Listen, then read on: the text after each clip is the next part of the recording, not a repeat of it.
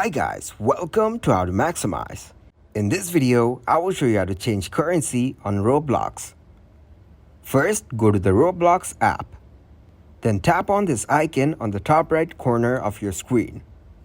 As you can see, the currency is in dollars.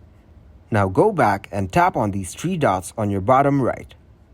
Then go to the settings. Now select the account info. As you can see in the updated version of Roblox, we don't have the option to manually change the country. Go back and right-click on the Roblox app to open App Info.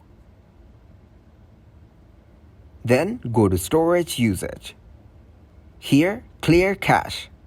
Also, clear the data. Tap on OK to continue.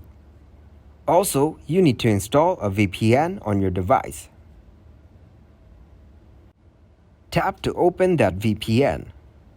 Now select the country of your choice from the given list.